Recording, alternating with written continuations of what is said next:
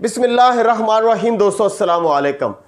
14 जनवरी 2023 बरोज़ हफ्ता है। मामूल के मुताबिक हम पहले करेंसी के रेट बताते हैं, फिर इंटरनेशनल मंडी में सोने की कीमत, फिर पाकिस्तान में फी तोला सोने की कीमत बताते हैं और आखिर में अगर वक्त मिले तो थोड़ा सा तजिया भी निकालते हैं। डॉलर पे बात शुरू करते हैं। डॉलर 228 रुपये 3 पैसे पे क्लोजिंग हुई थी, जो गुज़श्ता रोज़ 228 रुपये 5 पैसे पे बंद हो गया, यानी सिर्फ 2 पैसे का इजाफा हुआ। तो आज ओपन मार्केट में डॉलर चला गया 236 रुपये 25 पैसे और 238 रुपये 50 पैसे में दे रहे हैं। 278 रुपये 18 पैसे इंटरबैंक रेट है। ओपन मार्केट में पाउंड चला गया 298 रुपये पर। यूरो 247 रुपये 9 पैसे इंटरबैंक रेट है और 264 रुपये 80 पैसे ओपन मार्केट में रेट चला गया। कैनेडियन डॉलर 181 रुपये 80 पैसे में ले रहे हैं। सऊदी रियाल 65 रुपये 20 पैसे में खरीदारी हो रही है। दिरहम 66 रुपये 70 पैसे में खरीदारी हो रही है। अगर हम इंटरनेशनल मंडी में सोने की कीमत देखें तो मंडी ने 1900 को भी क्रॉस कर लिया, जो कि 1874 पे 75 पे 80 पे मंडी खड़ी हुई थी। इस वक्त जो आज की मंडी खड़ी हुई है 1921 पर मंडी खड़ी हुई है।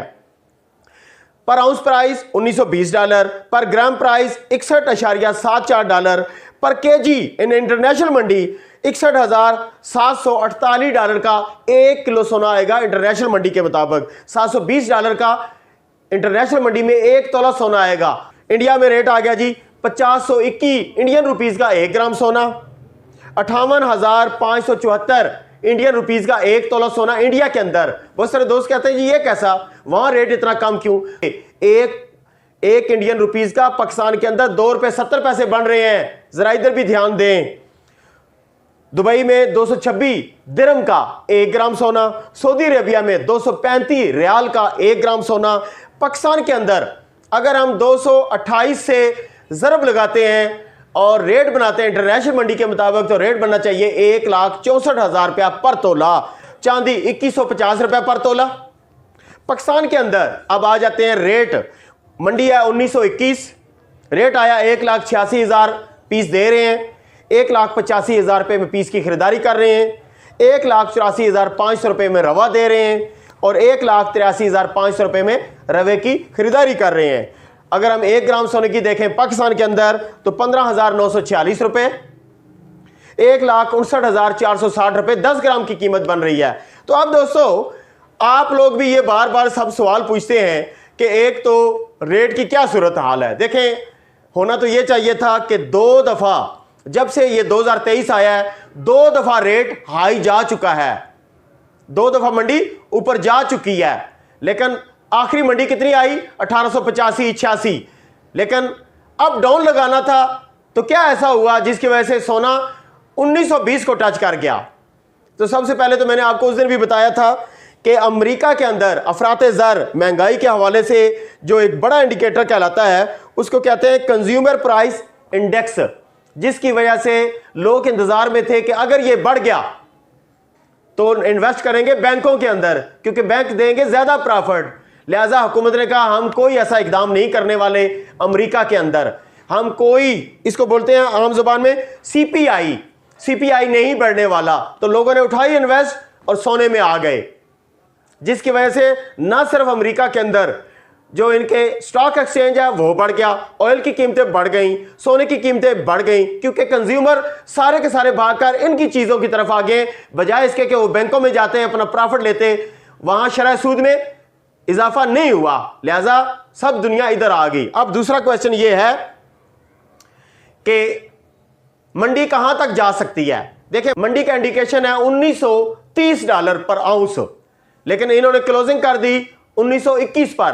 अब अगर मंडी उठती है तो 1930 पर जाने का चांस है। एनालाइज हैं वो ये कहते हैं कि 1930 से इसने बैक भी लगाने का चांस बन रहा है, और अगर बैक आती है तो पहला स्टेप बनता है 1884, दूसरा बनता है 1874, तीसरा बनता है 1830। तो ये 3 स्टेप हैं, 3 सांस हैं। इसको बोलते हैं स्पोर्ट, अपनी जुबान में बोलते हैं स्पोर्ट। देखिए, अमेरिका के अंदर 2 चीजें काम कर रही हुई हैं, एक टाइम पे काम कर रही थी। एक होती है तेजी, जिसको बोलते हैं बुलिश, और एक होती है मंदी, उसको बोलते हैं बेरिश। तो बुलिश कह रही थी कि 30 पर मंडी जानी चाहिए, लिहाजा वो 21 तक पहुंचा गया। बेरिश कहता है कि 1774 तक मंडी आनी चाहिए। कुछ लोग बैठे होते हैं बुलिश पर, अप पर, वो कहते हैं कि जब सोना अप होगा तो हम अपना माल निकालेंगे। बेरिश पर जो लोग बैठे होते हैं वो कहते हैं कि सोना अगर आ जाए 1774 पर तो हम माल खरीदेंगे। अब देखना यह है कि खरीदार ज्यादा बैठे हुए हैं या सेलर ज्यादा बैठे हुए हैं। लिहाजा जो ये बनाते हैं ना शेड्यूल, उन्होंने इन सारी चीजों को फोकस करना होता है। लिहाजा 1930 को मंडी टच करके बैक लगाएगी, क्योंकि बेरिश पर भी लोग बैठे हुए हैं कि उन्होंने माल को खरीदना है, ऊपर वालों ने माल को निकालना है।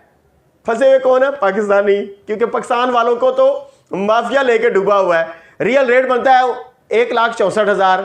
आज लोग कहते हैं जी पाकिस्तान का जो मामला है कि अगर पाकिस्तान क्या असरअंदाज हो सकता है। मैं सबसे पहले तो यह बात क्लियर कर दूं कि इस वक्त जो सोने की आलमी मंडी में तेजी आई है, सोने का रेट बढ़ा हुआ है, यह सिर्फ और सिर्फ इंटरनेशनल मंडी के से बढ़ा हुआ है। पाकिस्तान का यहां कोई लेना देना नहीं है। हाँ, पाकिस्तान एक इकदाम कर दे कि डॉलर खड़ा हुआ है 228 रुपए पर, ओपन मार्केट में डॉलर चला गया 238 रुपए पर, अगर इसी को ही कंट्रोल कर दे तो सोने का रेट यकमुश्त नीचे आता है। क्योंकि ओपन मार्केट में तो लोग कहते हैं जी कि डॉलर 260 का भी नहीं मिलता। लिहाजा पाकिस्तानियों से यह गुजारिश है कि आप अगर चाहते हैं कि हमारे यहाँ के इन्वेस्टर, यहाँ के जो खरीदार हैं या पाकिस्तान के अंदर जो सोने के लोग हैं वो फायदा उठाएं, तो आप सिर्फ मेहरबानी ये करें कि हमारा डॉलर कंट्रोल कर दें।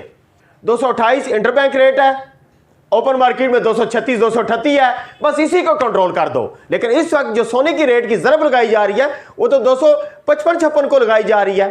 तो पाकिस्तानी ये मेहरबानी कर सकते हैं कि अगर इस डॉलर को कंट्रोल कर दें तो 15 से 20 हजार रुपए पर तोले पर फर्क आता है।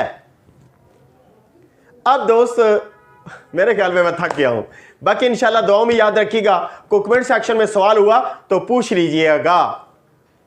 माल जो पूछ रहे हैं कि माल निकाल दें या माल खरीद लें, देखें अभी आप सिर्फ $10 के डिस्टेंस पर खड़े हैं, क्योंकि मंडी ने इंडिकेशन दिया हुआ है 1930 का।